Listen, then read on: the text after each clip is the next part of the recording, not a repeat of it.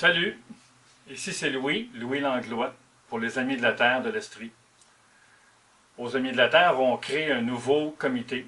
C'est un comité jardinage qu'on va appeler le Jardin collaboratif autonome. Alors, le Jardin collaboratif autonome des Amis de la Terre de l'Estrie.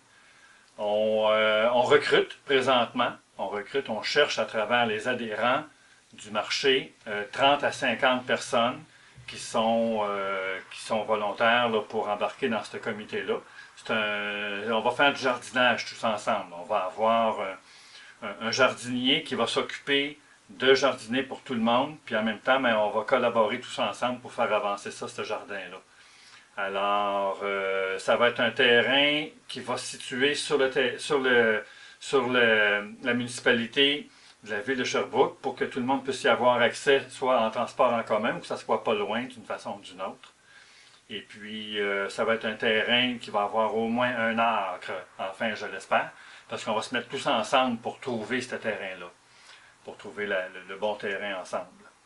Alors, on va faire une production vegan, purement vegan. Alors, il n'y aura pas de poules, et puis de cochons, et puis de moutons.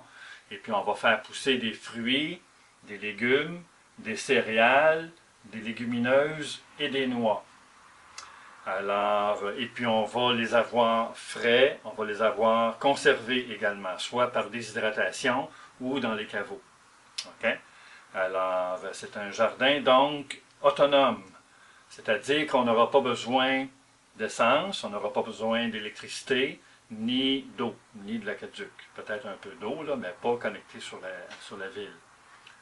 Alors, on appelle ça un jardin autonome, puis comme on l'a construit, c'est axé sur trois thèmes ou trois axes, hein, n'est-ce pas? Alors, c'est le BRF, les haies, puis les bâtiments et les accessoires. Donc, le BRF, c'est une technique de jardinage sur les copeaux de bois où on crée un humus vivant.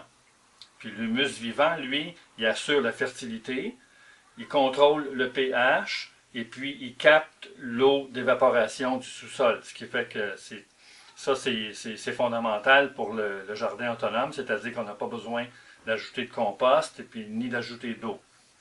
Puis d'ailleurs, on ne doit pas le remuer non plus. C'est un jardin vivant, on ne pense pas de rotoculteur là-dedans. Alors ça, c'est le premier axe. Le deuxième axe, les haies, c'est-à-dire les arbres, les rangées d'arbres. On va en avoir d'abord une rangée principale qui fait tout le tour, qui va créer une haie, une clôture pour contrôler les chevreuils. Et puis à l'intérieur du jardin aussi, plusieurs autres haies qui vont servir là, soit à créer des climats froids ou chauds, dépendamment de l'orientation des haies, puis aussi à faire des fruits ou des noix, ou bien même produire nos propres copeaux. Alors, on avait le BRF, on a les haies, et puis ensuite de ça, on a les bâtiments. On a 4 bâtiments principaux. On a un abri atelier pour que les gens puissent s'abriter et puis préparer leurs choses. On a aussi une serre de type solaire passif, dans le sens avec une masse thermique à l'intérieur, puis le plastique juste du côté sud. Vous comprenez un peu ce que je veux dire, sûrement.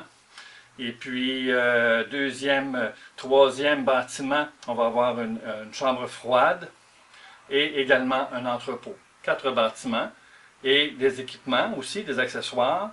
On va avoir un déshydrateur solaire.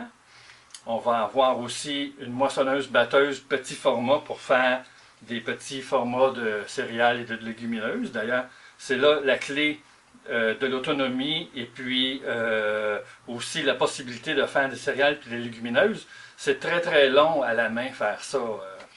Tandis que là, cet équipement-là va nous permettre d'obtenir toutes les légumineuses et les céréales dont on a besoin. Et puis également, on va avoir des caveaux à usage unique. Et puis, je crois qu'il y a un chauffage d'appoint aussi qui va chauffer avec le BRF, le copeau de bois, pour la serre au moment des semis à la fin de l'hiver. Alors, il va rester à déterminer, le calendrier est déjà monté. Ça se monte un jardin comme ça se construit en 2 ou 3 ans. On ne tombe pas en production dès la première année, on construit notre sol. Alors, le calendrier est à établir précisément. Il faut aussi parler de financement. On va parler de ça tous ensemble. Et puis, le mode collaboratif, c'est-à-dire qui fait quoi, où sont mes parcelles, comment est-ce qu'on organise ça. Ça fait que c'était cette présentation-là.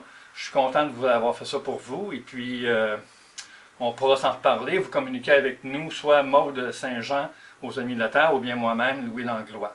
Merci beaucoup.